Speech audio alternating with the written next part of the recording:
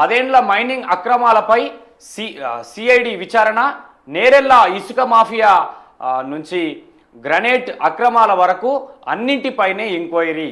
మాజీ ఎంపీ సంతోష్ రావు తండ్రి రవీందర్ రావు ఇలా అందరి పాత్ర నిగ్గు తేలుస్తామని చెప్పేసి కూడా చెప్తా ఉన్నారు.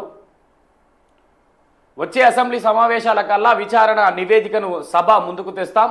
బ్లాక్ మెయిలింగ్ రాజకీయాలకు ఈ ప్రభుత్వం భయపడదు.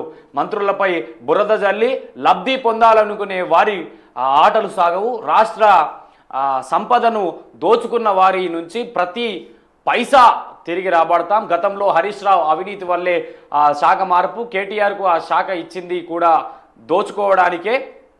రాఘవ కన్వెన్షన్కు నోటీసులు ఇచ్చింది మేమే. తమ హయాంలో ఇసుక ఆదాయం 35% పెరిగిందని వెల్లడి. అసెంబ్లీలో మైనింగ్ పదుపై హాట్గా చర్చ అట. నిన్న మైనింగ్ సంబంధించిన దానిపైన హరీష్ రావు, కేటీఆర్, ఇటు సీఎం రేవంత్ రెడ్డి వీళ్ళందరికీ మధ్య కూడా నిన్న పోటాపోటీగా చర్చ మాత్రం సాగింది. నిన్న టాపిక్ లేని దానికి కూడా, సంబంధం లేని దాన్ని కూడా టాపిక్ తీసుకొచ్చారని చెప్పేసి కూడా ఏలేటి మహేశ్వర్ రెడ్డి కూడా మాకు టైం దొరకలేదని చెప్పేసి కూడా సీరియస్ అవ్వడం జరిగింది. మరి ఏంది ఇది ఒకసారి చూసేటువంటి ప్రయత్నం చేద్దాం. బీఆర్ఎస్ హయాంలో జరిగిన మైనింగ్, ఇసుక అక్రమాల బండరాన్ని బట్టబయలు చేస్తామని సీఎం రేవంత్ రెడ్డి అన్నారు. రాష్ట్ర ఖజానాకు గండి కొట్టిన ఏ ఒక్కరిని ఉపేక్షించే ప్రసక్తే లేదన్నారు. ఈ 10 ఏళ్ల కాలంలో జరిగిన ప్రతి అక్రమంపై పూర్తి స్థాయిలో సిఐడి విచారణకు ఆదేశిస్తున్నట్లు ప్రకటించారు. బ్లాక్ మెయిలింగ్ రాజకీయాలకు ఈ ప్రభుత్వం భయపడుతుందని, పారదర్శకమైన పాలనే తమ లక్ష్యమని స్పష్టం చేశారు. మంత్రులపై బురద జల్లి లబ్ధి పొందాలనుకునే వారి ఆటలు సాగవని,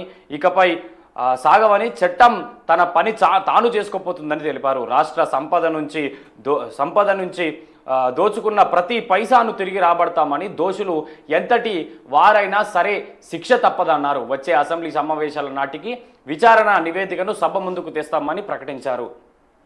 వాస్తవంగా ఆయన ఏమని చెప్తా ఉన్నాడు, చట్టం తన పని తాను చేసుకుపోతుంది అని చెప్పేసి చెప్తా ఉన్నారు. ఏ ప్రభుత్వం వచ్చినా ఆ ప్రభుత్వం చేతుల కింద చట్టం బందీ అయిపోతూ ఉంది. నిన్నగా మొన్న పెద్ద భారీ కంచెలు పెట్టి రైతులు సాగు చేసుకున్నటువంటి 300 ఎకరాల భూమిని ఒక శాఖకు సంబంధించినటువంటి మంత్రి కొల్లగొడతా ఉన్నాడు. కొన్ని వందల సీసీ కెమెరాలు, బౌన్సర్లను పెట్టి నిన్న పెద్ద కథనం చూసినాం. మరి వీళ్ళు చేసేది ఏంది? మరి మనం చేస్తోటి, మంది చేస్తోటే. ఇప్పుడు నువ్వు బీఆర్ఎస్ వాళ్ళ పైన చేస్తావు. ఇప్పుడు బీఆర్ఎస్ వాళ్ళు అధికారంలోకి వస్తే వాళ్ళు నీ పైన చేస్తారు. ఇక మీరే కొట్టుక కాబట్టి ప్రజలను మర్చిపోరి.